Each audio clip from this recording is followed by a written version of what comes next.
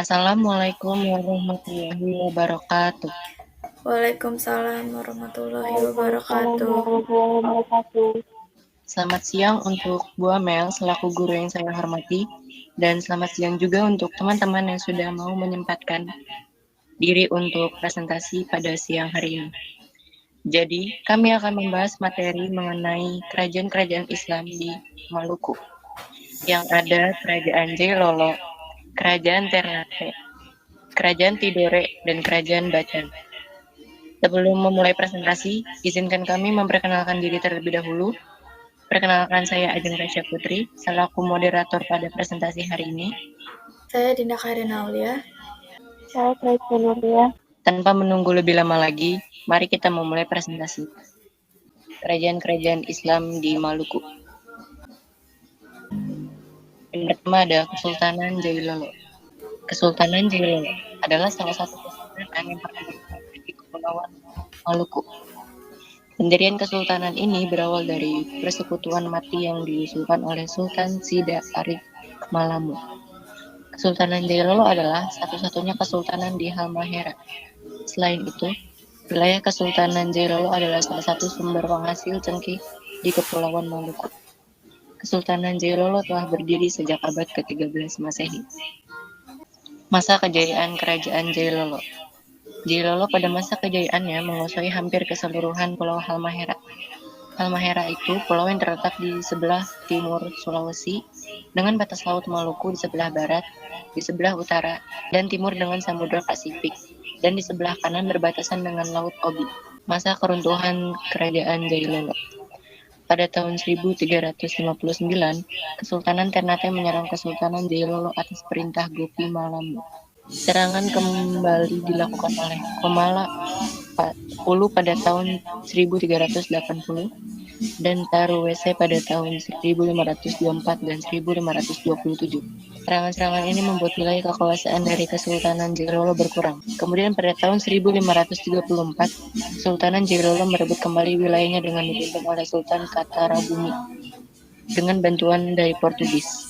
Kesultanan Jailolo kemudian menyerang Kerajaan Moro untuk memperluas wilayahnya. Penyerangan ini dibantu oleh Sultan Biolo yang diberhentikan sebagai sultan dari Kesultanan Ternate oleh Portugis. Pada tahun 1551, Kesultanan Ternate menyerang Kesultanan Jailolo dengan bantuan Portugis. Serangan ini membuat sebagian wilayah kekuasaan Kesultanan Jailolo, khususnya suku Bayoli, pindah ke wilayah Kesultanan Jailolo yang lain. Pada tahun 1620, Kesultanan Ternate kembali melakukan serangan dan dibantu oleh Belanda. Kedua serangan ini akhirnya mengakhiri kekuasaan Kesultanan Jailolo. Pada tahun yang sama, Kesultanan Ternate menggabungkan bekas wilayah Kesultanan Jailolo menjadi bagian dari wilayah kekuasaannya. Kaicil Alam menjadi sultan terakhir dari Kesultanan Jailolo. Ia dinikahkan dengan saudari Sultan Sibori dan jabatannya diubah menjadi Sangaji atau perwakilan Kesultanan Ternate. Kesultanan Jailolo sepenuhnya menjadi wilayah kekuasaan dari Kesultanan Ternate setelah Kaicil Alam wafat. Kesultanan Ternate. Kesultanan Ternate atau juga dikenal dengan Kerajaan Gapi adalah salah satu dari 4 kerajaan Islam di Kepulauan Maluku dan merupakan salah satu kerajaan Islam tertua di Nusantara.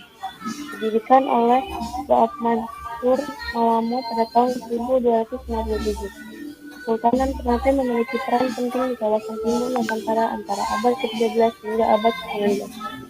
Masa kejayaan Kerajaan Ternate.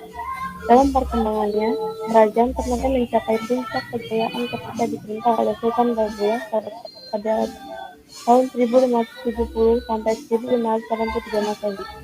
Selain berhasil memperluas wilayah kekuasaan kerajaan, memperkuat angkatan militer, dan memajukan perdagangan, Sultan Babula juga gigih melakukan perlawanan terhadap Portugis. Masa keruntuhan Kerajaan Ternate. Kerajaan Ternate mulai mengalami kemunduran setelah Sultan Babula wafat pada tahun 1583 Masehi.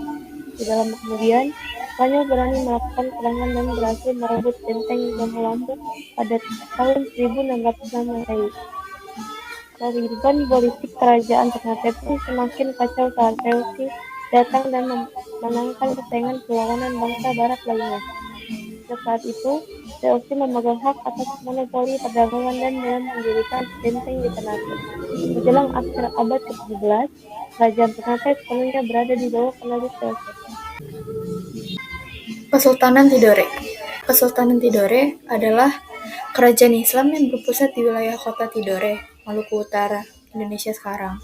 Pada masa kejayaannya, sekitar abad ke-16 sampai abad ke-18, kerajaan ini menguasai sebagian besar Pulau Halmahera Selatan, Pulau Buru, Pulau Seram, dan banyak pulau-pulau di pesisir Papua Barat. Masa kejayaan Kerajaan Tidore. Masa keemasan Kesultanan Tidore juga dirasakan di era kepemimpinan Sultan Nuku pada awal abad ke-19. Sultan Nuku memperluas wilayah kekuasaan Tidore sampai ke Papua bagian barat, Kepulauan Kei, Kepulauan Aru, bahkan sampai Kepulauan Pasifik. Sejarah hidup Kesultanan Nuku 1797 sampai 1805 Masehi. Amat heroik. Memimpin Kesultanan Tidore di Maluku Utara, ia berulang kali mengalahkan VOC atau Belanda. Sultan Nuku tak pernah kalah. Nuku tidak hanya dibantu oleh raja-raja kecil di sebagian kawasan Indonesia Timur saja. Ia juga melibatkan orang Mindanao, kini termasuk wilayah Filipina, dan mendapat bantuan dari Inggris yang memang menjadi pesaingan terkuat Belanda. Gelar Kaicil Paparangan berarti Raja Perang tersemat dalam nama.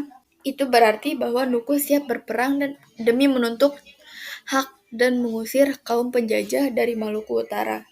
Tak hanya itu, Sultan Nuku juga berhasil menyatukan Ternate dan Tidore untuk menghadapi penjajah Belanda yang dibantu Inggris.